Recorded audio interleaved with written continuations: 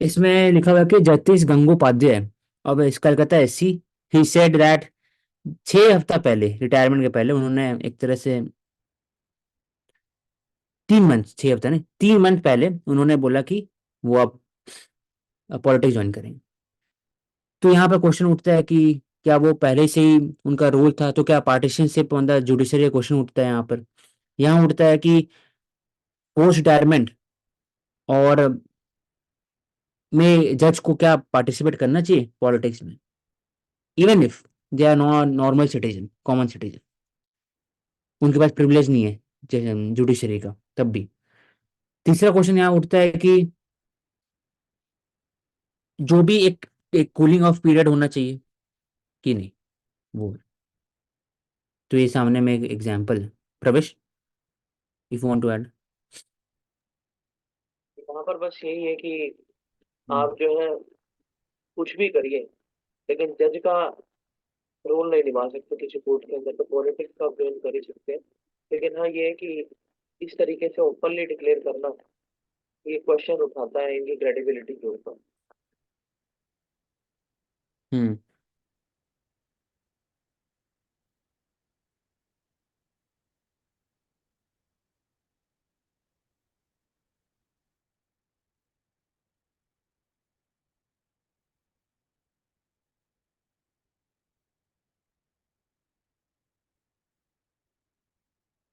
जैसे हम लोग जब बात कर रहे थे सेस के बारे में 2-4 दिन पहले, कि जो सेस एक तरह से लिया जाता है बाय द गवर्नमेंट, 8,000 करोड़ था इन स्पेसिफिक हेल्थ या एसबीएम में, सिर्फ और सिर्फ 7,500 करोड़ डाला गया। वैसे ही जो फंड दिया जाता है स्टेट को भी, वहां पर भी मोर फोकस ने किया जाता है कि क्वालिटी एश्योरेंस पर, ना ही कि effective utilisation of the fund, public fund, उस पर भी नहीं। प्लस एफिशिएंसी कितना है फंड के यूटिलाइजेशन का, उस पर भी डिपेंड नहीं करता है। तो स्कैग का रोल यहाँ आ जाता है, जिसमें फंड तो आप यूज कर ही रहे हो, उसमें कुछ प्रॉब्लम नहीं होना चाहिए, कैसे फंड को यूज कर रहे हो वो भी एक इसमें आना चाहिए ऑडिटिंग में। तो इसको वो कुछ वर्ड बोलते हैं, तो माइंड से यू कैन हेड अप। किस परफॉर्मेंस चीज बेस्ड की ऑडिटिंग। बोल रहे हो ये? Performance based term. ऑडिटिंग। हम्म। अच्छा। या फंड कैसे यूज कर रहे हो? क्योंकि फंड तो हाँ। यूज कर रहे हो, ठीक है, अकाउंटिंग भी सही है, लेकिन कहाँ पे कर रहे हो सकता है ना कि 100 करोड़ दिया है आपको, और आप बोल रहे हैं कि मेरे को पॉल्यूशन कम करना है, तो एडमिनिस्ट्रेटिव बिल्डिंग खाली खोल के रख दीजिए, दिखा रहे कि हाँ आपने कुछ किया है, लेकिन सिर्फ एडमिनिस्ट्रेटिव बिल्डिंग, गाड़ी, ये सब खरीदा गया, अब बंद हो गया, कुछ काम नहीं कर रहे। तो हाँ। परफॉर्मेंस बेस्ड ऑडिटिंग या फिर efficiency of the allocation of the fund, इस पे बात होना चाहिए। तो द स्टेट्स वे क्वेश्चन बाय एनजीटी यहाँ पर, they were located under the national clean air programme. ये सर्च करना, आई थिंक इट वॉज 30% कम करना है PM2.5 और PM10 बाय 2024। ये नेशनल क्लीन प्रोग्राम का मैंडेट है, जो 17 में आया था, 19 में आया था। और 2024 में एयर क्वालिटी डिक्रीज को कम करना है ओवरऑल। 53 टाउन्स में एयर क्वालिटी बहुत डिक्रीज है। हर जगह तो ग्रैप टाइप नहीं लगा सकते, वो तो शॉर्ट टर्म मेजर है, लॉन्ग टर्म में आपको एक यूज करना होगा। लेकिन बात किया गया कि कैसे फंड को यूटिलाइज किया गया है। तो झारखंड में प्लेग्राउंड बनाया गया, रोड और बनाया एक गया, डिजिटल बिहार में पोर्टल। अंडरग्राउंड ड्रेन बनाया गया, डीसिल्टिंग ऑफ ड्रेन किया गया, ओल्ड पार्क बनाया गया, दिल्ली में रोड स्वीपर को फंड दिया गया, पॉट होल रिपेयरिंग के लिए दिया गया, फरीदाबाद में segregation scientific disposal of waste, इस पर किया गया। तो अलग अलग जगह पे अलग अलग काम किया गया उसके ऊपर में। तो इस पर भी मॉनिटरिंग होना चाहिए, इसको भी पब्लिक के सामने लाना चाहिए कि कहाँ फंड यूज हो रहा है, हर एक स्कीम के लिए फंड कहाँ कहाँ यूज हो रहा है, डैशबोर्ड टाइप होना चाहिए। मानसी का। आई वाज सेइंग कि एक डिजिटल पोर्टल भी बनाया गया है to monitor the implementation of this national clean air programme. तो this is the portal, PRANA portal बोलते हैं, PRANA, तो portal for regulation of air pollution in non attainment cities. और जो ये प्रोग्राम भी है national clean air programme, this is only for 131 cities in India. And funds जो एलोकेट किए गए हैं, we can say approximately 10,000 crore. और they also release Swachh Vayu Sarvekshan, which is an initiative of Ministry of Environment, Forest and Climate Change. तो यहाँ पे भी ये 131 cities की रैंकिंग ही प्रोवाइड की जाती है ऑन टर्म्स ऑफ की इम्प्लीमेंटेशन कैसे किया गया। तो ऑब्जेक्टिव्स यही है इस स्वच्छ सर्वेक्षण के भी कि एक तो अवेयरनेस करना amongst all the sections of society, inform citizens about the health impacts क्या हो सकते हैं related to the exposures, comparing air quality conditions and to achieve the goal of clean air for all. हम्म। तो this is the thing. और इसमें जो factors अगर हम बोलें जो मेथोडोलॉजी अडॉप्ट की जाती है सर्वे के अंदर, तो biomass, municipal solid waste burning, ये एक फैक्टर है। रोड डस्ट कितना है, that's there. Dust from construction और demolition waste, vehicular emissions, emissions from industries, and ये है इम्प्रूवमेंट इन PM10 कॉन्सेंट्रेशन है। बस PM10 ही है इसका पार्ट, 2.5 नहीं है। पीएम क्यों? हाँ, और रैंकिंग की बात करते हैं तो इंदौर मध्य प्रदेश फर्स्ट रैंक पे रिसेंट हम्म। 2023 वाले सर्वे में भी। देन आगरा है यूपी, देन थाने इन महाराष्ट्र।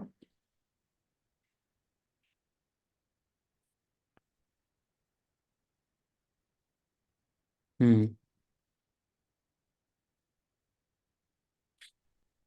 ये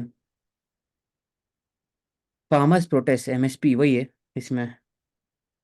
C2 + 50% formula. Government must set strengthen the free of futures, future इसमें होना चाहिए अपार्ट फ्रॉम MSP। लेकिन इसमें बात होता है, फर्स्ट दो चीज बात की कैसे मतलब फार्मर्स को एक MSP के अलावा और भी दे सकते हैं, या फिर कैसे रेमुनरेशन ज्यादा कर सकते हैं। तो उसी का बात हो रहा है यहाँ पर। लेकिन एक्स्ट्रा इसमें बोला गया कि स्टॉक लिमिट, एक्सपोर्ट कंट्रोल और स्टॉक लिमिट इसको हटाइए। पहला पॉइंट ये है। सेकंड है कि loading of rice and wheat का इकोनॉमिक कॉस्ट जितना लगता है FCI का, उसको भी आप स्टेट को दे दीजिए। तो should stop as well. Third बोल सकते हैं कि strengthen up the futures market option, warehousing receipt, FPO को बढ़ावा दे सकते हैं। अब ये तीनों जो है, it it depends on the logistic. Logistic के लिए e warehousing, cold storage creation का इंपॉर्टेंट है। तो कोल्ड स्टोरेज के लिए मिनिस्ट्री ऑफ कॉर्पोरेशन ने एक बैंक बनाया, और उसके अंदर में जो डिफरेंट जो इतने जो थे 2.5 लाख से ऊपर जो आई थिंक थे PACS, वो एक 70 मिलियन टन बफर बनाएंगे कोल्ड स्टोरेज के लिए। उससे क्या होगा कि ओवरऑल जो स्टॉक लिमिट है, स्टॉक होल्डिंग वो बढ़ेगा, और प्राइस डिस्कवरी में आसानी हो। सबके पास पता रहे कि हाँ ये फार्मर के इतने पास है उतने पास, तो पूरे हर चीज का पता लग सकता है। और ऑनलाइन जो ट्रेडिंग होगा in the futures with respect to the commodities, वो और स्पेसिफिक होगा और बेटर होगा। उससे determination of the price long term में फ्यूचर में पता लग सकता है। लेकिन उसमें क्वेश्चन उठता है कि मोस्टली जो होते हैं, फॉर एग्जाम्पल 40 to 50% ही था, देख लेना डेटा एक बार पिछले जा करके, वो सिर्फ मंडी में जाके बेचते हैं। बाकी जो होता है वो लोकल बार्टर सिस्टम में ट्रेड करते हैं। तो वो तो इंक्लूड होगा नहीं इसमें। तो ओवरऑल ये बात हो रहा है जो भी चीज़ अवेलेबल है डेटा के हिसाब से, उसमें ये 3 to 4 एरियाज में काम कर सकते हैं, तभी जा करके रेमुनरेशन बढ़ सकता और है। मार्केटिंग प्रैक्टिसेस की जैसे हम बात करते हैं उसको इम्प्रूव करने की जरूरत है। जैसे ई नाम अगर हम बोले तो वहाँ पे भी पार्टिसिपेशन और इंक्रीज होना चाहिए। जो फ्यूचर्स एंड ऑप्शंस आपने बोला, कमोडिटीज ट्रेडिंग बोलते हैं उसको, तो वहाँ पे भी मतलब फार्मर्स तो डायरेक्टली उस लेवल तक पहुंचने के लिए अगर उनको पर्सनली ट्रेड करना है फ्यूचर्स ऑप्शंस में, तो डेफिनेटली बहुत ज़्यादा investments, awareness, understanding, skills enhancement चाहिए उस चीज़ के लिए, क्योंकि वो फाइनेंशियल डोमेन हो गया। तो वो भी एक एस्पेक्ट चैलेंज बोल सकते हैं। हम्म।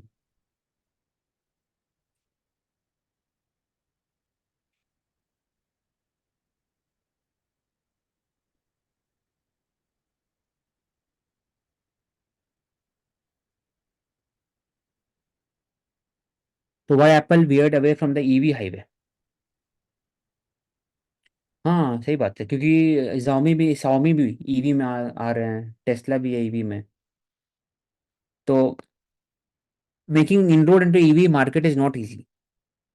वो स्लो हो रहा है धीरे धीरे, project Titan Only two major US maker, Tesla and Ford, have never gone bankrupt. Market too small है.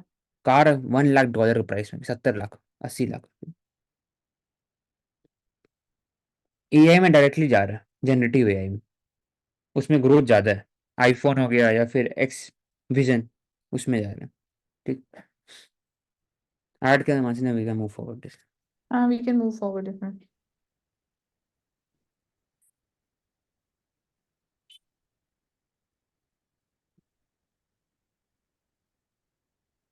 Similarly, key critical minerals mining Lanka, Australia as government expands search. Argentina का बात किए थे कि काबिल ने 600 करोड़ प्रोजेक्ट वहां पर एलोकेट वहां पर लिया. कोबाल्ट देखा जाए तो कांगो से, साउथ अफ्रीका से भी माइका और different types of critical lithium हो गया. वैसे ही श्रीलंका ऑस्ट्रेलिया से भी क्रिटिकल मिनरल्स बार बात हो रहा है. ग्राफाइट का Uh, इंपॉर्टेंस है. जैम्बिया कॉपर के लिए इंपॉर्टेंस है. We use to have 30,000 graphite mines. Expertise सब चीज है जो श्रीलंका बात कर रहे हैं. तो इसलिए वहां पर ग्राफाइट माइनिंग इन श्रीलंका, ये पहला कीवर्ड. क्योंकि इंडिया में ग्राफाइट माइनिंग है वो जम्मू कश्मीर, झारखंड और बाकी जगह पे है. तो इसलिए बोला जा रहा है कि आप वहीं पर करिए. दूसरा कि ग्राफाइट मोस्टली प्रोड्यूस करते हैं 57,000 टन्स और 54,000 इट दे आर इम्पोर्टेड. तो KABIL joint venture company, it will be in America, Australia critical mineral office दोनों एक्सप्लोर करेंगे इन्वेस्टमेंट इन ऑस्ट्रेलिया लिथियम और कोबाल्ट में. और सपोर्ट भी मिलेगा central PSU, coal India, NTPC, steel authority of India. Graphite mines अगर India में बात करें कहाँ कहाँ लोकेटेड है, तो एक तो जम्मू पन्ना में. कश्मीर, अरुणाचल प्रदेश, झारखंड. नहीं, जम्मू कश्मीर तो यहाँ मेंशन नहीं है. मध्य प्रदेश में है वन ऑफ द हाईएस्ट, पन्ना में, पन्ना माइन. इसके हम्म, अलावा छत्तीसगढ़ में है वैरागढ़ माइंस. रायगढ़ और महानदी उड़ीसा वाले रीजन में है. ये मेन यहाँ पे. ठीक है. कृष्णा बेसिन में भी है.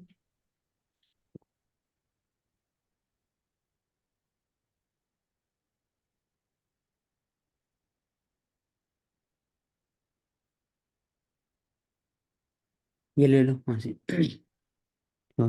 India will outgrow the rest of the world if it continues on the path of inclusion. तो यहाँ inclusion बोल रहे हैं, तो inclusion भी different types का होता है. एक financial inclusion की हम बात करते हैं, technological inclusion की हम बात कर सकते हैं in terms of the technical know-how उसको increase करना.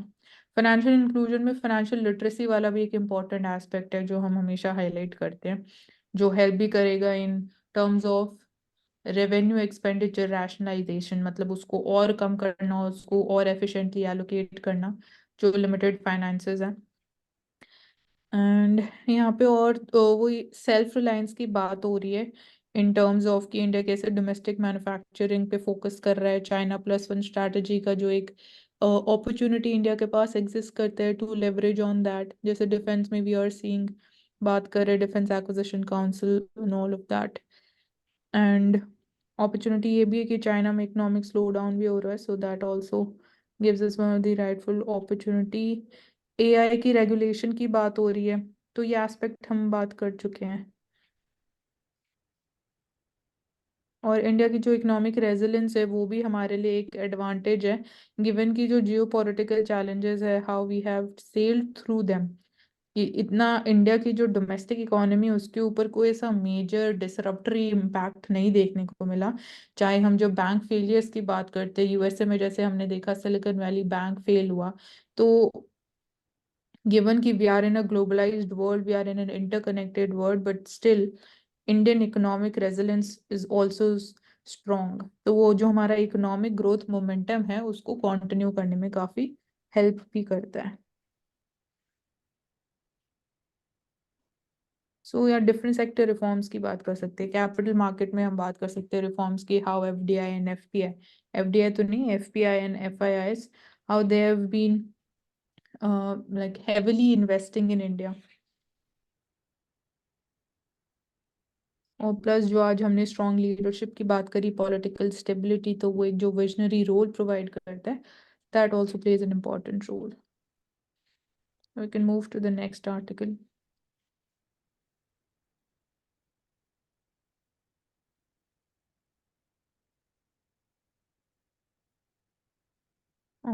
यहाँ पे तो क्या इम्पोर्टेंट होगा इसमें? Epitaph: British soldiers bear graveside symbol of wife's love. नहीं, नेक्स्ट Next topic. इसे वर्ड ले सकते हैं, फ्लाई Hmm. एस्ट, fly And ash. Fly ash बहुत इंपॉर्टेंट होता है। इससे कहाँ का यूज होता है? Construction of road, alternative to the cement and real bricks. Estate sector में फ्लाई ऐश बेस्ड ब्रिक्स हाँ, यूज की जा रही हैं. फिर सॉइल को ज़्यादा से ज़्यादा लीचिंग रोकने के लिए यूज होता है फ्लाई ऐश। फिर होल्डिंग कैपेसिटी ऑफ वाटर वो बढ़ जाता है फ्लाई ऐश यूज करने से। तो सेवरल अदर इम्पोर्टेंस है, पूछता अभी तक। Hmm. और I think sea water to green hydrogen plant, flue gas to ethanol, बस। हम सिन गैस की भी बात करते हैं, सिन हम्म। गैस. तो इट्स सिंथेसिस गैस बोलते हैं इसको, मिक्सचर ऑफ कार्बन मोनोऑक्साइड और हाइड्रोजन होता है. हम्म। Used as a fuel gas, but is produced from a wide range of carbonaceous feedstocks used to produce a wide range of chemicals also. तो हम्म। industrial applications में. Okay, next. Farmers की बात हो रही है. Demands pose fiscal challenges वही MSP legalization की, and government must focus on correction not same है। intervention. हाँ वही reforms हमने बात कर लिया. इकोनॉमिक कॉस्ट FCI बहुत ज़्यादा होता है, वेयर हाउसिंग चाहिए, FPO बढ़ाना चाहिए, value chain development. Next, third energy transition. It will not be achieved if the back of the numbers produced by economics corporate look to sustain the dominance of oil and gas। तो clear नहीं है सामने में। ये मतलब कि oil and gas sector अगर dominate करेगा, जैसे हमने ओपेक की भी बात करी थी, कि वो तो हमने उस कॉन्टेक्स्ट में बात करी कि आज के टाइम में हम फिनटेक डोमिनेशन देख रहे हैं, पहले के टाइम में हम ऑयल इन कंपनीज कॉर्पोरेट्स की डोमिनेंस देखते थे. तो यहाँ पे ये बोल रहा है कि अगर oil gas public sector domination एक तरीके से कंटिन्यू करेगा, तो थर्ड एनर्जी ट्रांजिशन और चैलेंजिंग हो जाएगा. हम्म। तो थर्ड इकोनॉमिक ट्रांजिशन में यहाँ पे क्या मतलब डिफरेंट क्या है अगर बोले तो? इंफ्रास्ट्रक्चर की बात की जा रही है, ठीक है, वो एक एस्पेक्ट जो हम अभी भी बात करते हैं कि इम्पोर्टेंट है ईवी के केस में भी. तो यहाँ पे यूएस यूरोपियन बोला यूनियन. जाता है कि $100 बिलियन खर्च कर दिया है for the acquisition of the oil and gas asset, लेकिन यूरोपियन कंट्री भी उसी पे फोकस कर रहा है मोस्टली। और दूसरा है कि all of their public procurement acknowledge is major issue, or the investment dollars must flow to the develop low carbon technology rather than existing oil and gas asset।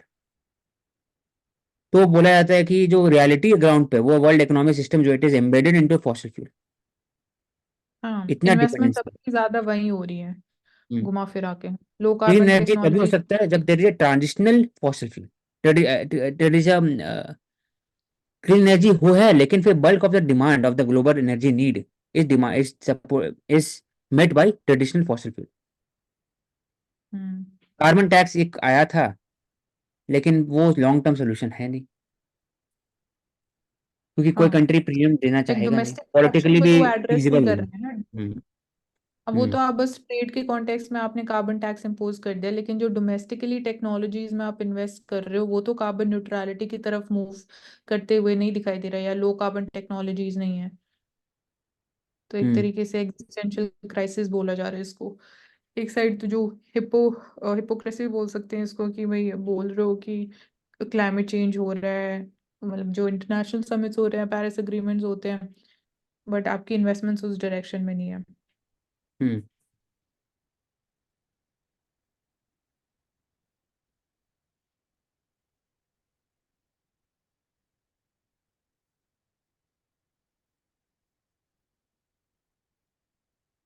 तो IG ड्रोन्स एक बोल सकते हैं company है, aggressive expansion in the sector with its upcoming manufacturing facility Vadodara, Gujarat.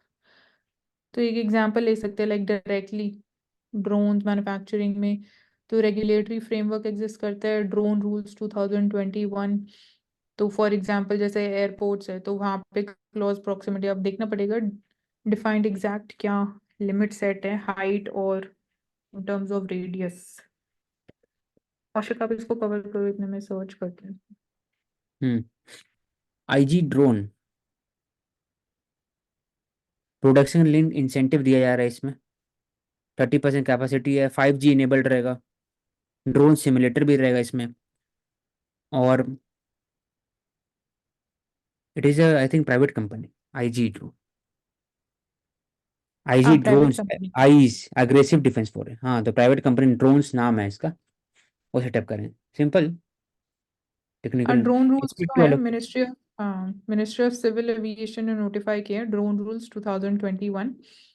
And act जो है aircraft act 1934 इसके under, और इस एक्ट ने इस एक्ट को रिप्लेस कर दिया गया है अब with the unmanned aircraft systems rules 2021। और इसमें production, possession, operation, sale of the civilian aircraft ये सब भी रेगुलेटेड है। और इसमें तो import of जो drones है this will be regulated by the Director General of Foreign Trade, DGFTA, which is authorized by the Union Government, again under this ministry, Civil Aviation. And Digital Sky platform is also there, online platform है which is hosted by DGCA itself for the management of these UAVs जो कि drones हैं। And तो yellow zone, different zones create किए गए under these rules. तो red zone है, yellow और ग्रीन जोन, तो प्रायर परमिशन चाहिएगी, it will be required for the drones जो रेड जोन, अगर येलो जोन में, रेड और येलो जोन में ऑपरेट करने हैं तो प्रायर परमिशन इज मैंडेटरी। और यहाँ पे अगर हम रेडियस की बात करते हैं तो येलो जोन में are reduced to 12 kilometres from the airport perimeter. पहले 45 था तो अभी का देख लेते हैं, बस 12 kilometre is the radius. No flight permission is required up to 400 feet in the green zone and up to 200 feet in areas between 8 to 12 kilometers from the airport perimeters। तो ग्रीन जोन में just 400 feet तक कोई permission required नहीं है। And इसमें coverage of drones under these rules increase from 300 kg to 500 kg जो weight है drone का। तो सो दैट इसमें ड्रोन टैक्सीज भी अगर फ्यूचर में आती हैं तो वो भी इसके अंडर कवर हो पाए। तो up till 500 kgs is the thing. ठीक है। और no pilot licence is also required for the micro drones जो कमर्शियल यूसेज के लिए यूज किए जाते हैं। Micro drones, nano drones and R&D organisations को भी कोई पायलट लाइसेंस नहीं चाहिए। और मैक्सिमम पेनल्टी वो ₹1 लाख है। ड्रोन कॉरिडोर्स की भी बात की जाती है जो कार्गो डिलीवरीज के लिए आगे फ्यूचर में यूज होंगे। तो ये इंपॉर्टेंट फीचर्स हैं। Okay. 1000 Amrit Bharat train directly कि 250 km/h स्पीड में होगा।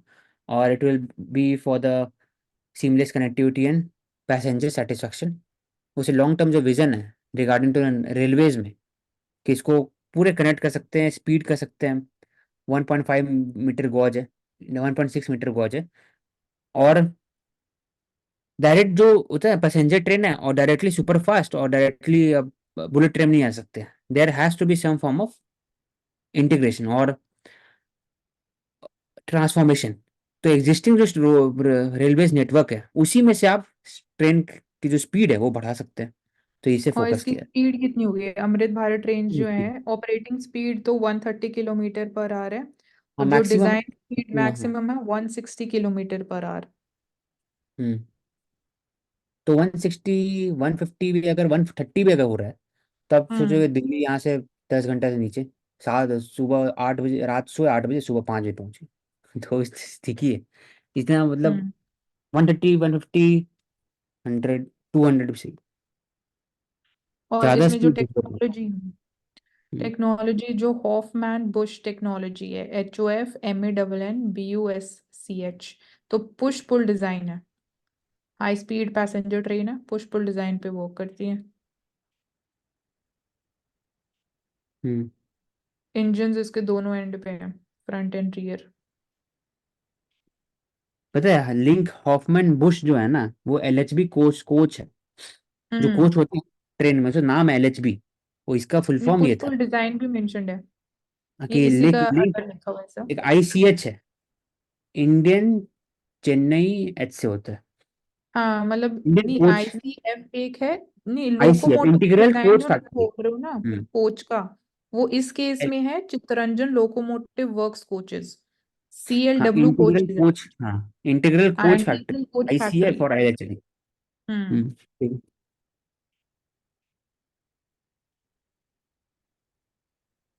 ये डिटेल में ले चुका ऑलरेडी कि $10 बिलियन इंसेंटिव दिया था पीएलआई में, India is targeting the Chinese monopoly in this sector. और एमसीसी आएगा, इसमें बात हो रहा है एमसीसी आएगा तो न्यू प्रोजेक्ट आप सैंक्शन नहीं कर सकते, इसलिए जो एग्जिस्टिंग प्रोजेक्ट है उसका ऑडिटिंग हो, लेकिन no new project can be sanction. और बाकी जो एग्जिस्टिंग प्रोजेक्ट उसको फास्ट ट्रैक करने की कोशिश किया जा रहा है ताकि जल्दी से बन सके इलेक्शन के पहले उसी में। पुअर क्वालिटी, यहाँ एक सेकंड ऊपर मानसी साइड में हाँ, एक मिनट लिखा रुको, था कि हाँ क्या नीचे। होता है issue with respect to the project, detail project report. इसमें लिखा है कि real time data analysis, proper research नहीं होता, आइडेंटिफिकेशन ऑफ कंस्ट्रक्शन रिस्क होता है, फॉल्टी डीपीआर के कारण, over cost overrun, delay, even design के कारण ही प्रॉब्लम होता है, इसलिए डीपीआर जरूरी होता है। तो डीपीआर, डिटेल एक प्रोजेक्ट, इम्पोर्टेंट, हाँ, इंपॉर्टेंट कीवर्ड। प्रोविजन एक ये भी बोल रहा है कि जो मॉडल कोड ऑफ कंडक्ट है वो कवर नहीं करता है the work of completing projects feasibility reports. तो आप न्यू प्रोजेक्ट्स अनाउंस नहीं कर सकते हो, बट जो वर्क हाँ of completing project feasibility reports है वो एमसीसी के अंडर अप्लाई नहीं है, मतलब ये रिपोर्ट्स रिलीज की जा सकती हैं।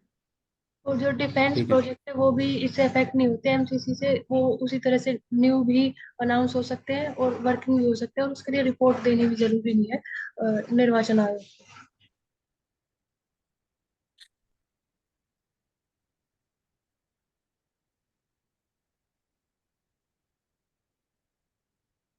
LeBron James, first NBA player to reach 40,000 career regular season points. Okay, we can just remember LeBron James, football, oh sorry, basketball player.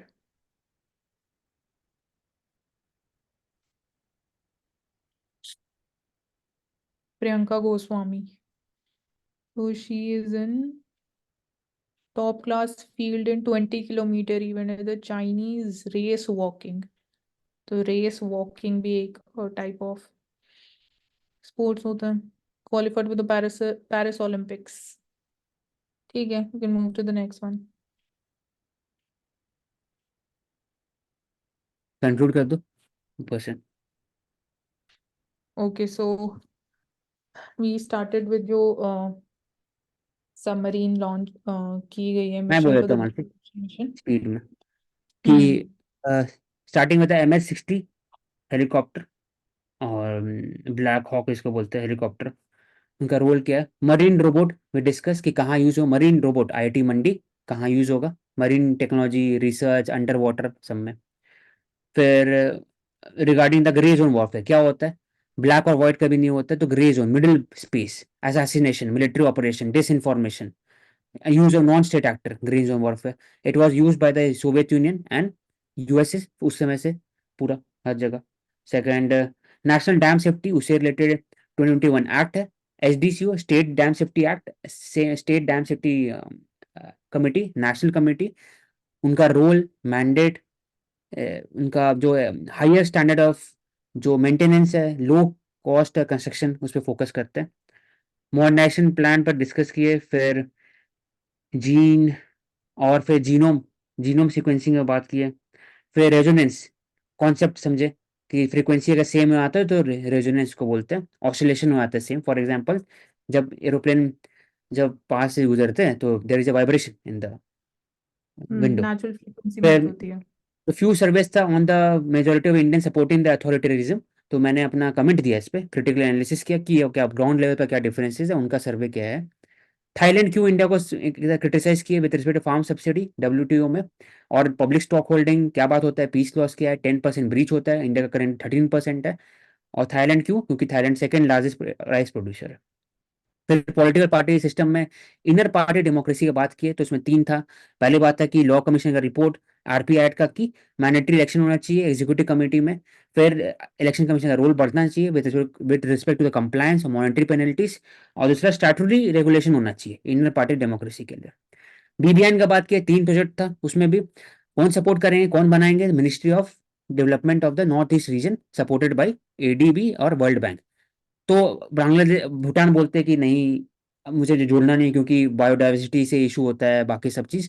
लेकिन लीस्ट कनेक्टिविटी इंडिया रीजन है और जोड़ना चाहिए। Indian railway regional connectivity rail agreement और highway agreement का बात हुआ इसमें। फिर आता है मैक्रोन वर्सेस पुतिन में, तो रोल ऑफ EU और मैक्रोन क्या रोल है, फ्रांस का क्या रोल है EU के अंदर में, नाटो का एक्सपेंशन कैसे होता है ईस्टर्न यूरोपियन कंट्री में, रशिया का क्या कंसर्न है, US से क्या फायदा है, वो बात की। With regarding the justice Gangopadhyay joining the politics, we discuss की खुल के बोलना नहीं चाहिए, और फिर टाइम लिमिट होना चाहिए, एक टाइम फ्रेम होना चाहिए, बाद ही ज्वाइन कर सकते हैं। और फिर इस पर बात हुआ। फिर क्लीन एयर NCAP का बात की, नेशनल क्लीन एयर प्रोग्राम 2.5 और 10%, 30% से नीचे डिक्रीज करना है उसको 2024 तक का। और फिर उसमें भी परफॉर्मेंस बेसिस पर ऑडिटिंग होना चाहिए। फार्म MSP से बात की 3 एरियाज। पहला कि एक्सपोर्ट लिमिट और स्टॉक होल्डिंग लिमिट हटाना चाहिए। सेकंड की फ्यूचर्स मार्केट और ऑप्शन को बढ़ाना चाहिए, वेयर हाउसिंग रिसिप्ट को बढ़ाना चाहिए, FPO का इंटीग्रेशन करना चाहिए। और तभी जाकर के जो प्रो कंज्यूमर बायस है वो हट के प्रो फार्मर होगा लॉन्ग टर्म में। और कोल्ड स्टोरेज के बात किए थे। फिर नेक्स्ट क्रिटिकल मिनरल्स 3 एरियाज बात हुआ था कि जैम्बिया में हम लोग कॉपर वहां पर ढूंढ रहे हैं जाकर अपॉर्चुनिटीज। फिर अर्जेंटीना में लिथियम का बात किया। फिर ऑस्ट्रेलिया में भी लिथियम और कोबाल्ट। और जो श्रीलंका में वहां पर ग्राफाइट का बात है। तो ये सब एरियाज में किनका रोल है, काबिल का रोल है, supported by various expertise from the different PSU, coal India, NTPC, SAIL. We'll discuss about the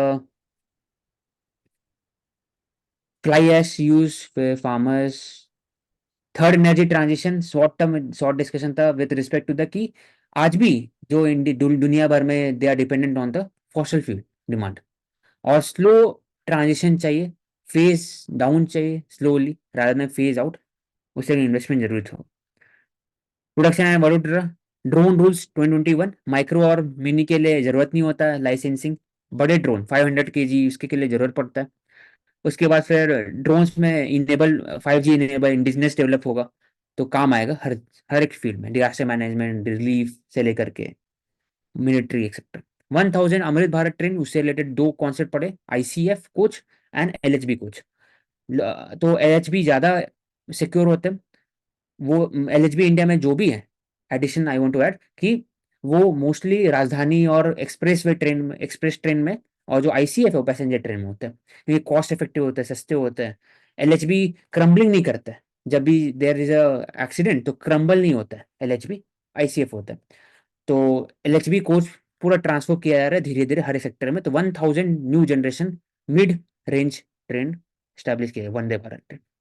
chip maker में भी कोड ऑफ कंडक्ट में बात हुआ कि जो DPR है, important keyword, detail project report, ये एक तरह से हाईवेज के लिए किया जा रहा है। और क्योंकि MCC जब लागू होगा तो it is only on the new sanction project, not on the existing में। तो आप उसका परफॉर्मेंस बेसिस पे परफॉर्मेंस ऑडिटिंग कर सकते हो, पता लग सके फॉल्टी कितना है, कॉस्ट ओवररन तो नहीं है, डिले तो नहीं हो रहा है, तो क्वालिटी को इंप्रूव कर सकते हो। ये एक तरह का क्लियरेंस रिक्वायरमेंट है for the increase participation of public sector in the construction. फिर लेब्रॉन जेम्स बास्केटबॉल, तो बस ये। Okay, thank you everyone. Mansi, you want to add? And then you No, can. Ashik, that's all. Okay, thank you everyone. We will take up new set of discussions tomorrow. Do tune to Answer.